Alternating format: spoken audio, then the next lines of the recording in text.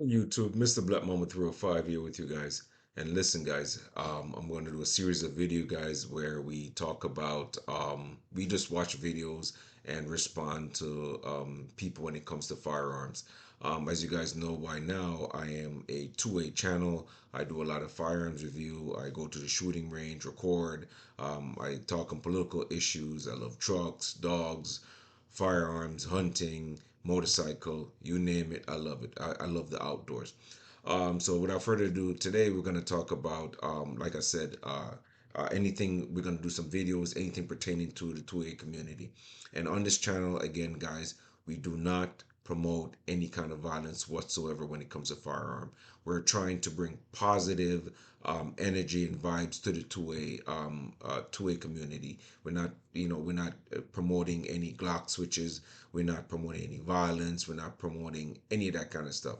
We just want people to come over to the light side, learn how to use firearms responsibly, share that knowledge with the new generation, enjoy a firearm at the shooting range, and learn how to use it safely when we do have to defend ourselves.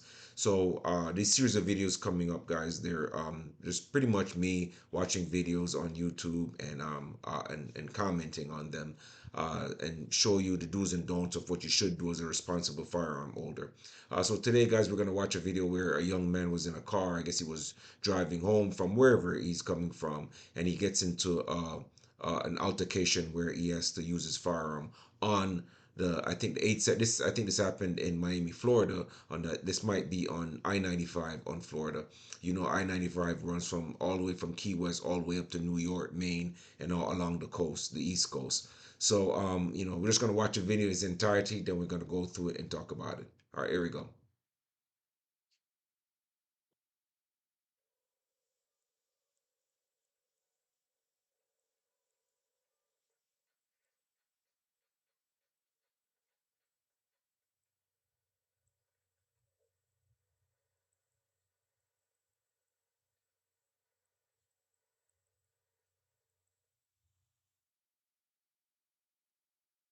So the incident happened already, and traffic is going by. Obviously, he has a front and a rear camera on his phone, which I suggest everybody should have. They're pretty cheap right now. You guys can go ahead and purchase one of those. And that's pretty much the entirety of the video. I'm gonna go back to the front, make my comment. So guys, before we move on with the rest of the videos, I'm gonna say now, if you're ever in a situation like this where there's some kind of altercation between you and someone on the turnpike, in traffic, where the traffic is at a standstill or traffic is moving, and you find your okay, well, whether the traffic is moving, if you find yourself about to engage into something like this, because he obviously, now this is right before the shooting starts, he already made up his mind what he's going to do. He has his firearm in his hand, you know what I mean, and he's looking on both sides maybe to see if the guy is going to switch lane on him. So he's watching that guy through his rear camera and his side mirrors to see where that guy is coming up on him, so obviously he's looking to his left, so he's looking to see if the guy changed side, but he's watching that guy coming up. If you're ever in any kind of this kind of situation, guys, the best thing that you guys can do is get on your phone, call 911. You don't even have to put your phone down. Nowadays, everybody's car come on with Apple Pay. I'm sorry, Apple Sync or Samsung Sync, whatever the hell that is. You guys can definitely, call 911, say, hey, whatever, Siri or Google, whatever the case might be, call 911 and say, hey, listen, I'm on the turnpike. I'm on I-95 heading south or north. I've had an altercation with this gentleman. I think he might have a gun, and you can slow down, get his license plate, and then what you need to do is get off on the next exit, speed up, move forward, go to a further lane. Now, if he's following you guys, then that's a different situation. Same thing. Hey, you're on the phone with the police. You let them know, hey, I'm trying to get away from him. He seems like he's following me. Obviously, he has a two-way cam and it's recording, because obviously it recorded him now. So just in case he's following you and you do have to take out your firearm, I personally, if that was the case and someone it was trailing me, if I try to evade them, try to get off on the exit, especially if you get off on the exit and you're trying to get to, like, a spot just to kind of like slow down, get your thoughts together, and they're following you, then that's when, you kind of want to keep your firearm close to you. And again, we don't promote violence whatsoever.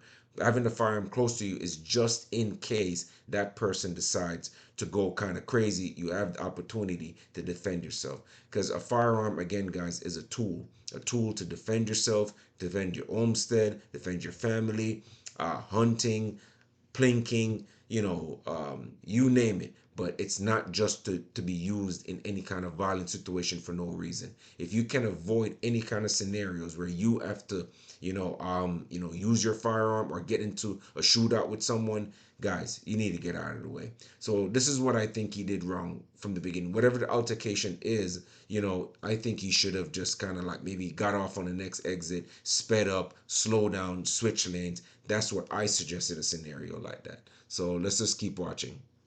So now we see where he's waiting. He's waiting and waiting and waiting for the person. Now, based on the video, guys, I can tell. Let's watch it one more time. So, if you guys, as you can see in the video, um, somebody pulled up on him and they had their hand out. You might not be able to see it like this because my camera's like in that spot, but it seemed like that person had their hand outside the window, and part of his door kind of hid if they had a firearm, but I think they had a firearm. So he might have been justified in it. But guys, listen, once you're on the turnpike, guys, and you get into altercation and firearms get involved and you start discharging your firearm, remember, you're not only shooting at that person that's in that car, and he's not accurate. His eyes are closed. Look at his expression right now. He's not looking because while he's shooting, there's shards of glass coming back at him. So you might think it's some kind of John Wick type stuff, but it doesn't work like that in real life. He's not wearing a glasses. Shards of glass are coming back to him. Is he took his hand off the steering wheel, and he's just shooting. He's not even quite sure, because once you shoot through those glasses, those glass, front or side, they're gonna shatter. They're gonna obscure what you're seeing. So now you're driving. Everybody else on the road is at risk. So should you do something like this? I don't really recommend it unless you really, really feel like your life is in danger. But if you get to that point, I think there's things that you can do before you get to that point. And I feel like in this situation, he should have just exit off, slow down, sped up, got away from the threat, get to a safer position. You know, I don't know if the guy was following him, but based on the video we're watching, it seemed like the guy came up to his passenger side with something in his hand. He did look like it had something in it, so he might be. I think after this, he ended up calling 911, and I'm not quite sure if he got into trouble. But we're just analyzing the video as we go. So we're gonna watch it again. So look at that. So now he has pointed that firearm in like 7 different places with every shot that he shot. So you think that he's hitting his target? No. Once that bullet goes from that chamber, right, and exit the mouth of that firearm, guys, it's not coming back. And everybody, obviously, we saw where it was traffic time, people are driving, right? Let's play the rest of the video. So now he looks pretty calm, but by the way how he's shooting, you can tell he has no training whatsoever. He doesn't have a not that you ever have a physical body, but you can tell he, he doesn't have any training with that firearm. He probably bought it, been to the range once or twice. That's why it's important to go to the range and practice. If that was me, I'd be a lot more steady. I'm more focused if I was in that situation and I had to use that firearm. But again, remember, guys, we're not promoting any kind of violence here. His hands are off the steering wheel. He's looking down. Traffic is going by. We have cars on the left, cars on the right. Cars are switching from the left lane to the right lane, from the right lane to the left lane, just going by. These could be cars, right, with families in them, young babies. I know if this is I-95, there's hospitals off these exits, businesses up and down, exits from this road. People are coming on, coming off. People are heading home. The video said this is about 6:56 a.m. in the morning. People are going to and from work. So discharging your firearm in traffic at that time, guys, nah, I definitely don't recommend that. I say get off the turnpike, get off the interstate, pull over, make a call, and say, listen, I feel like my life is in danger. This is the license plate of this gentleman. He's following me. I have my firearms out. I don't plan to use it, but if I'm being pursued by this gentleman, I might have to, secure myself and my family, or protect myself. And but in this situation, guys, if you ever find yourself in this situation, definitely speed up, evade, pull over, get out your phone, slow down, which get the license plate number, call 911, explain what's happening, stay on the phone with them. They'll give you further instruction as to what to do. But I don't suggest taking on a shooting thing like this. You can get people hurt, and you might be in the right defending yourself, but then you end up discharging your firearm, and then innocent people driving to and from work can get hurt. So I definitely don't suggest doing anything like this. So people are driving, he's driving right up next to him. That white car's right next to him, right? Traffic going in and out, back and forth. All right, let's watch it one more time, then we call it a day.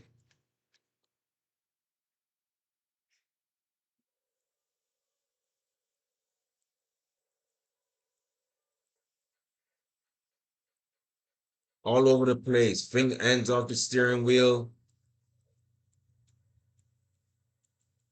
You could have crashed that car into oncoming car. I mean, cars driving next to him, caused the piled up, and then that driver would have taken off and not stopped. He could have shot somebody innocently, and he would have served time for that.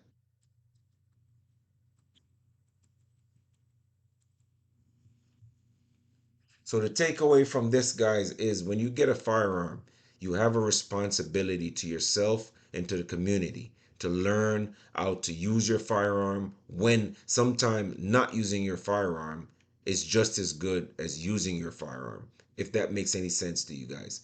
If you know how to de-escalate a certain situation, somebody pisses you off, they're talking, don't wind down your window, guys. Don't go back and forth with them. Wind up your window, be vigilant, still look, keep an eye on them, what they're doing. Just because you decide to ignore them, don't mean that they're ignoring you.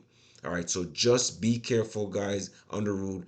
Have a sense of awareness. If somebody wants to cut you off, don't chase them down, argue with them, let them go. If they want to cut you off, if they're in a hurry, we don't even know what people are going through. Maybe his wife is pregnant, maybe his mom is sick and he's trying to get home. Maybe he needs to get somewhere real quick. So let them go, right?